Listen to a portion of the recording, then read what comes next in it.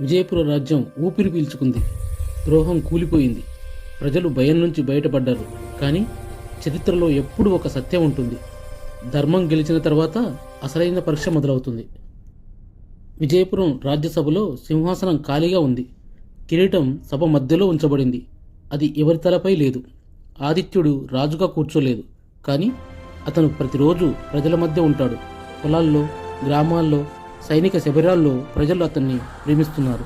కానీ మంత్రులు ఆందోళన చెందుతున్నారు. రాజు లేకుండా రాజ్యం ఎంతకాలం నిలుస్తుంది అని గుసగుసలు మొదలయ్యాయి. పన్నులు తగ్గించబడ్డాయి. సైన్యం ప్రజలను కాపాడుతుంది. కానీ రాజ్య ఖజానా ఖాళీ అవుతుంది. సైనికులు జీతాలు ఆలస్యం అవుతున్నాయి. గోడలు మరమ్మతులు ఆగిపోయాయి. పొరుగు రాజ్యాల నుంచి గూఢచారుల కదలికలు మొదలయ్యాయి. ఈ మార్పులన్నీ మాయావతి గమనిస్తుంది. ఆమె అతడితో అంటుంది, న్యాయం ప్రజలకు బలం ఇస్తుంది. కానీ బలం లేకపోతే న్యాయాన్ని ఎవరూ గౌరవించలేరు. ఆ మాటలు ఆదిత్యుడిని చాలా కలిచివేశాయి. దక్షిణ దిశలో ఒక మహా సామ్రాజ్యం ఉంది, కాలయ నగరం. అక్కడ పాలకుడు అఘోర. అతను రాజు కాదు, ఒక యుద్ధం, ఒక రాక్షసుడు, ఒక నరరూప రాక్షసుడు. మంచితనం, దయాగుణం అనేవి అతనిలో ఏమాత్రం లేనివాడు. అఘోర పాలనలో ప్రజలు మాట్లాడరు, వణుకుతారు. అతని నమ్మకం ఒకటే, భయం ఉంటే ఆజ్ఞలు అవసరం లేదు అని. అతను తన క్రూరత్వంతో ప్రజలను చిత్రహింసలు పెట్టేవాడు.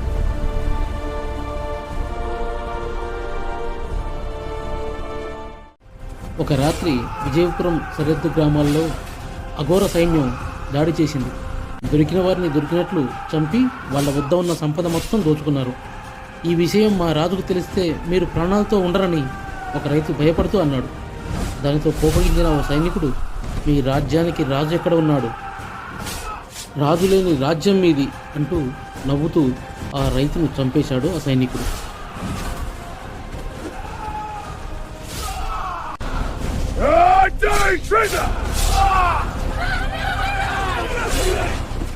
భర్తలను కోల్పోయిన ఆ స్త్రీలు రాజుగారి కోట ముందుకు వచ్చి, మహారాజా మమ్మల్ని కాపాడండి అని ఏడుస్తూ ఉంటారు. అప్పుడు రాజుగారు అందరినీ కోటలోకి రమ్మని వారికి ధైర్యం చెప్తాడు.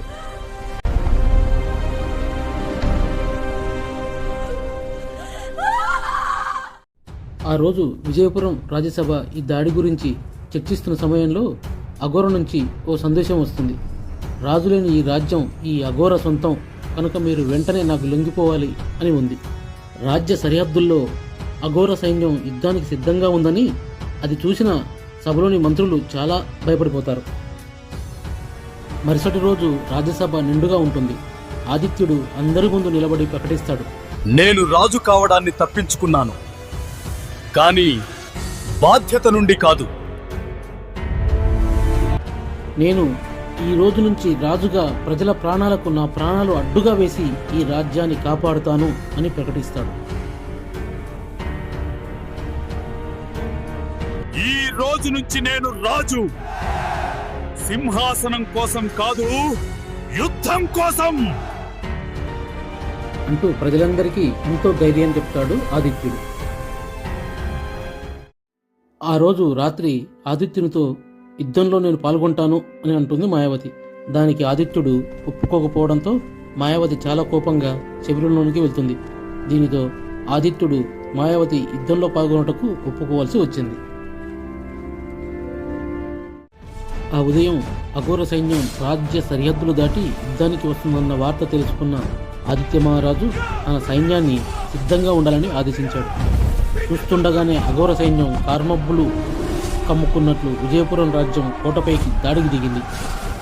దీనితో విజయపురం సైన్యం కూడా ధైర్యంగా ఆ అఘోర సైన్యంతో ఎదురుపడింది.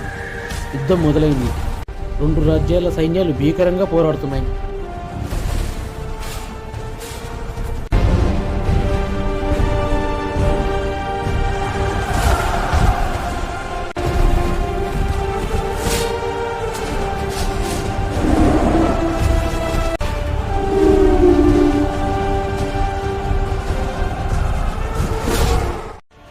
యుద్ధభూమిలో ఆదిత్య మహారాజు శత్రు సైనికులను తీర్చి చెండాడుతున్నాడు.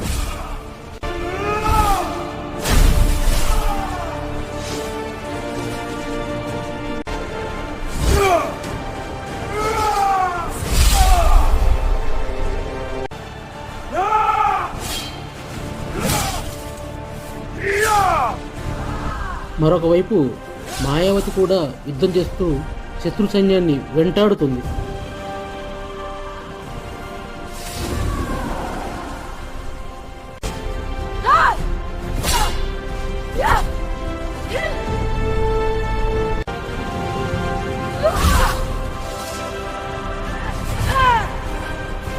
కానీ అఘోర ఒక మోసపూరితమైన ఆలోచన చేసి మాయావతిని బంధిస్తాడు.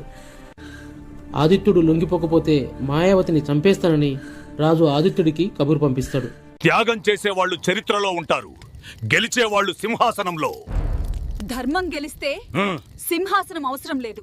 సింహాసనం మీద కూర్చున్నాడా, ప్రజల మధ్య నడిచాడా అనేది ముఖ్యం కాదు. ధర్మం ఎవరి చేతుల్లో ఉందో అదే ముఖ్యం.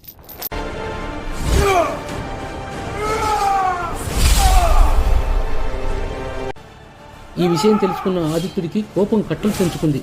ఇక ఉపేక్షించి లాభం లేదు అని దొరికిన వాడిని దొరికినట్టు చంపేస్తూ మాయావతిని బంధించిన స్థలం చేరుకొని మాయావతిని విడిపించాడు. అప్పుడే ఆదిత్యుడు అఘోరను సమీపించడంతో ఇద్దరు ఎదురెదురుగా నిలబడి భీకర యుద్ధం చేశారు.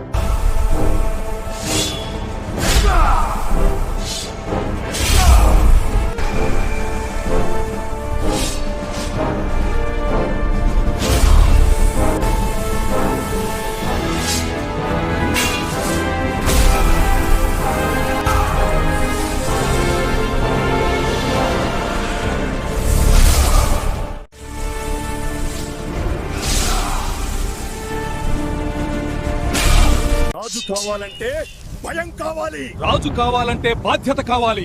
భయం నేర్పిన రాజ్యం ఈ రోజు కూలిపోతుంది.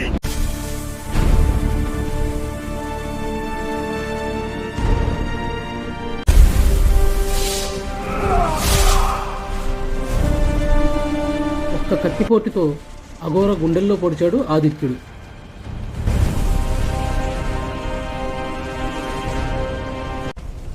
దీంతో ఒక అన్యాయం అంతరించిపోయింది.